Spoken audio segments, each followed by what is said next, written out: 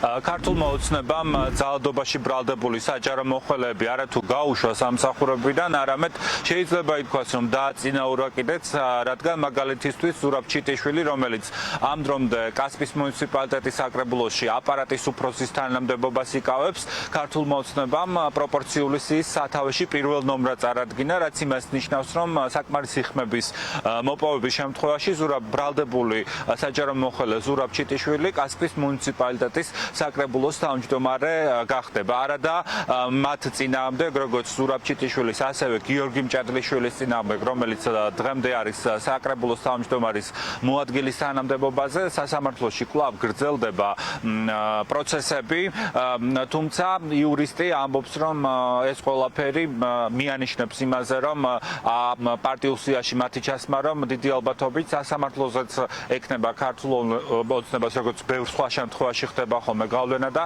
გამომართლებელი განაჩენი დადგება ამ ორი პირის მიმართ. აქვე აღსანიშნავია ისიც, რომ 2022 წლის თებერვალში სამოქალაქო აქტივისტებთან ერთად მათ იძალადეს ჟურნალისტებზე და მედიის წარმომადგენლებზეც, მათ შორის TV პირველის კამერამ დააფიქსირა აღნიშნული ძალადობის არაერთი ფაქტი და პირდაპირ ჩანს ჩვენს კადრებში ეს ყველაფერი დანაშაული არის სახეზე, თუმცა როგორც ცნობილი არის, გირავთი არიან ისინი თავისუფლებაზე და მეტიც ახლა უკვე საარჩევნო სიაში იმყოფებიან.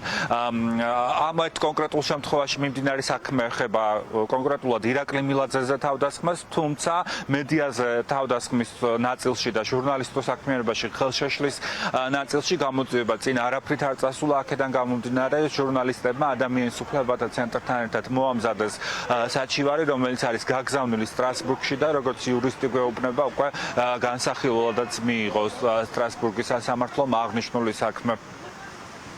2022 წლის თებერვალში კასპის საკრებულოში მოხდა დაპირისპირება, რა დროსაც ამავე საკრებულოს აპარატის უფროსმა ზურაბ ჩიტიშვილმა და საკრებულოს წევრმა გიორგი მჭედლიშვილმა იძალადეს ჩემზე პოლიციის თვალწინ გამიტეხეს ცხვირი, რასაც შესაბამისი რეაგირება არ მოჰყვა, თუმცა შემდეგ უკვე მედიაში გავრცელებული ვიდეოს საფუძველზე თვალნათელი იყო მათი მხრიდან ჩადენილი ძალადობა. პროკურატურამ წარუდგინა ორივე მათგანს ბრალი, შემდეგ გირავთი გაანთავისუფლეს სასამართლო დარბაზიდან და ისინი დღემდე რჩებიან და რჩებოდნენ თანამდებობაზე. მე თვის წინ სასამართლოში შევხვდით ჩვენ ერთმანეთს და გორის მოსამართლემ დადეშქელიანმა გამაცნო ქვეყანაში არსებული ამინისტრიის შესახებ, სადაც ჩემი დასტური სჭირდებოდათ, რომ ეს ადამიანები ამინისტრირებულები ყოფილიყვნენ და მათზე აღარ გავრცელებული იყო სისხლის სამართლის დევნა. ეს ადამიანები, რომ ჯგუფურ თავდასხმაში იღებდნენ მონაწილეობას, არ ვამბობ მხოლოდ მე, ან ჩემი ოპერატორის მიერ გადაღებული კადრები. ამას ამბობს პროკურატურა და სასამართლო. თუმცა, როგორც ჩანს, ეს საკმარისი საფუძველი არ გახდა იმის, რომ ეს ადამიანები არათუ პარტიულ სიაში ჩაესვათ, არამედ ცალკე უნდა გაეშვათ საჯარო უწყებიდან და ისინი აღარ უნდა ყოფილიყვნენ საჯარო მოხელეები, რადგან დასტურდება, რომ ეს ადამიანები არიან უძალადეები.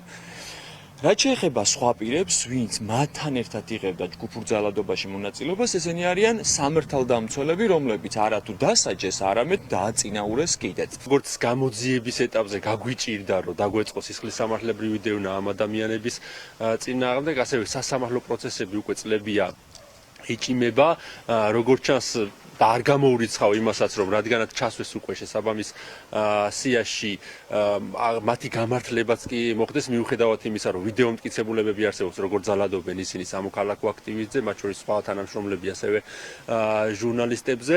ვფიქრობ, რომ ამ შემთხვევაში და გასაკვირიც არაფერია, რომ ქართულმა ოცნებამ დააწინაურა ეს ადამიანები სამოქალაქო ოპოზიციურ განწყობილ ადამიანებზე თავდასხმისათვის და არ გამოურიცხავ, როგორც აღნიშნე, რომ მათი გამართლება მოხდეს საბოლოო ჯამში. გარდა იმისა, რომ ქართული ოცნების საარჩევნო სიები სავსეა ტიტუშკებით და მოძალადეებით, გარდა ამისა არის ისეთი ფაქტებიც, ნეპოტიზმის ფაქტებიც, ამის ერთ-ერთ მაგალითად შიდა ქართლში სახელდება კონკრეტულად გორის შემთხვევა, როდესაც საარჩევნო სიის მესამე ნომრად არის გენო პეტრიაშვილის პირადი მწვრთნელი არჩილ ბარამიძე წარდგენილი. პირდაპირ ეთერში გიორგი დვალიშვილი საუბრობდა.